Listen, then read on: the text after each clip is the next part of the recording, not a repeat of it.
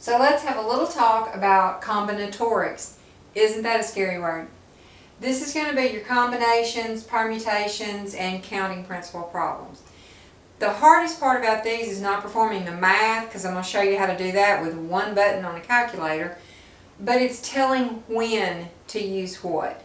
So first let's look at the difference between combinations and permutations. Now they're under the umbrella of combinatorics. What do you notice about that word? What's the root word? Combine. So this is going to be about how you take sets of items and you combine them into smaller sets. First, let's focus on these two parts, combinations and permutations. Both of these deal with taking a large set of items and breaking it up into smaller groups. A combination, the formula is notated by NCR. If you look on your calculator, you'll see a little button that says NCR. Sometimes your problems are going to be given as C parentheses NR. And this is the formula to find the combination. This is what it looks like. If you notice this weird little symbol here, the exclamation point, that is a factorial. And all that means it is shorthand in math for saying multiply a number times all the numbers less than it.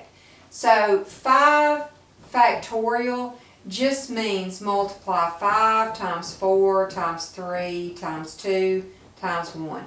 And usually there's also a factorial button right near the combination and permutation button on your calculator. But anyway, that's all that symbol means, is multiply that number times all the numbers less than it. Now, a permutation is in PR. Sometimes it's notated by P parenthesis NR. And here's what its formula looks like. N factorial over N minus R factorial. Now you notice what's in common here is all these N's and R's. Once you know what those stand for, that's no problem either. N stands for the total number of items that you start with, and R stands for how many items you want in each group. So let's look at some examples. We looked at a lot of things that were the same about combinations and permutations. They both are concerned with taking a big group of items and breaking it up into smaller groups. But here's where they differ, the main difference. In a combination, your small groups, the order of the items does not matter. In a permutation, the order of the items does matter.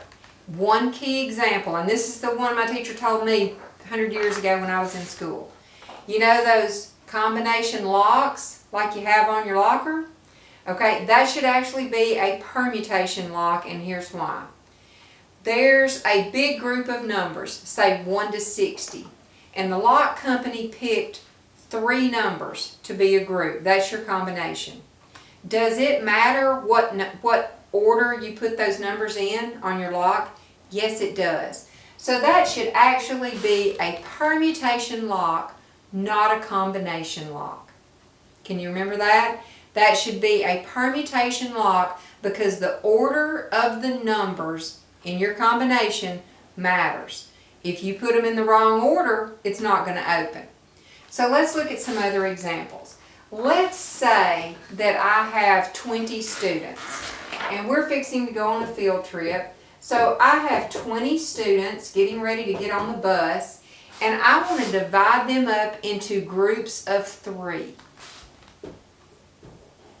If I just say get in groups of 3 and each group sit in a seat, that is a combination because I don't care where you sit. I'm not going to specify sit by the window, sit in the middle, sit by the aisle. I'm just saying get in groups of 3 and go get in a seat. That's a combination.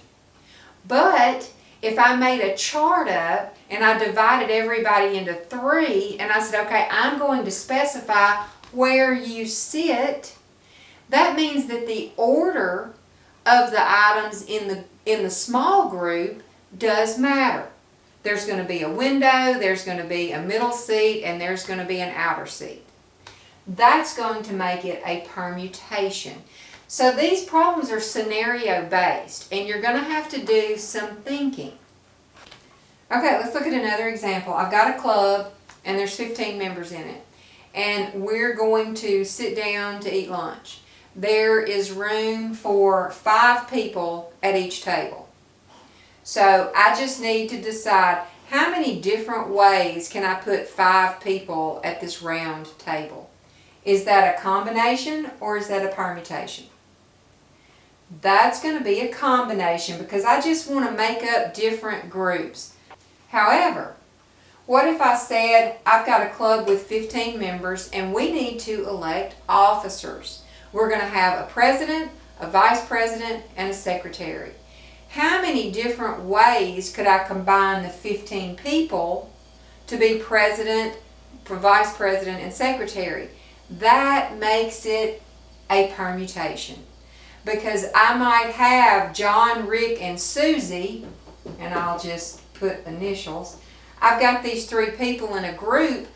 Well, even within that group, I can reorganize it. John might be the president. One time he might be the vice president or he might be the secretary. So I can take each group of 3 people and I can reorganize them within the group. The order does matter. And it could be an order in seats. It could be an order in some races. It could be ordered by, I don't know, color, candy bar, whatever. If there is some way that you can take your small group and it makes a difference as to what order they're in or who gets what, that turns it into a permutation. So let's look at how to use the formula. So now let's consider these 2 different scenarios. I've got 18 people. We're fixing to get on a bus. There can be 3 people to a seat. How many different combinations can I have? So this is a combination. You're going to use the formula NCR. If you want to put your numbers in here, what's your total numbers? That's what your N is. There's 18 total people. This is a combination. And how many am I putting in each group? Well, I'm putting 3. So this is what written out would look like. Now, on your calculator, and different calculators are different, this is the TI-36X Pro. Right here is the button that has the factorial, the NCR, and the NPR. If you want to use the factorial, you're going to put your number in, press the button once, and press enter. That gives you a factorial. Now if you want to use this for the NCR, that's the top number, you're going to press the button once. So to solve this problem, 18 people at 3 to a seat, we're going to press 18, then we're going to press this button twice. You see how the NCR came up there? Then you press 3 and equals. And there's your answer. That's how many different ways you could combine those people into groups of 3.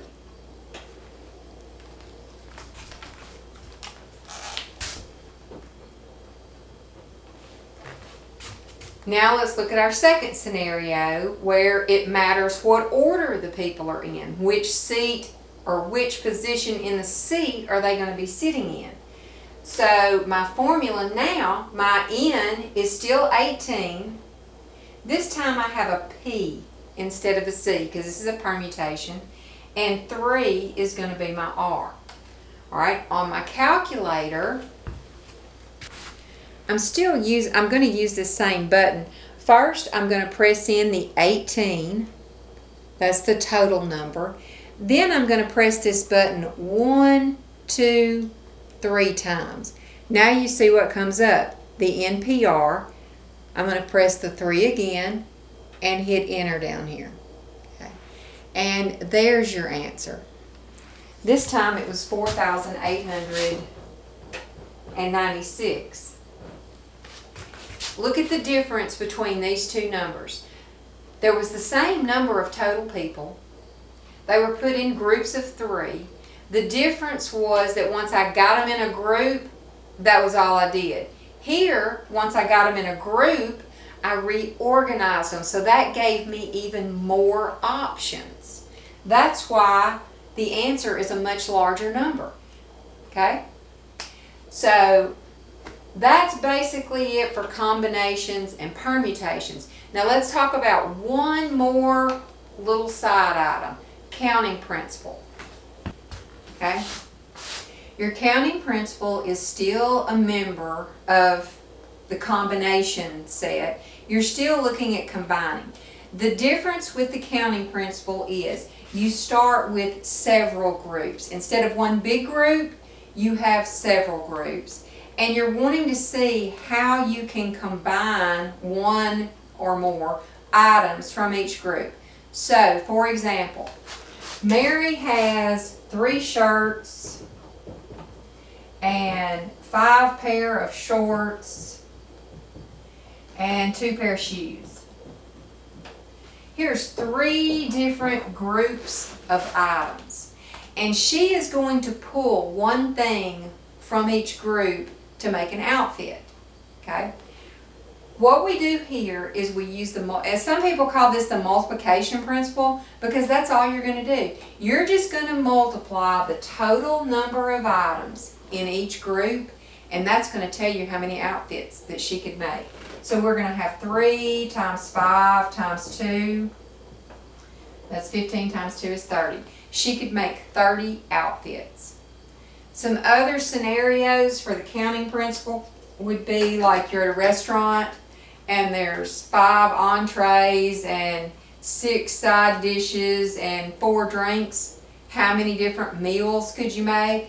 So you're just going to multiply 6 times 5 times 4, and that will give you the total number according to the counting principle or the multiplication principle. Okay.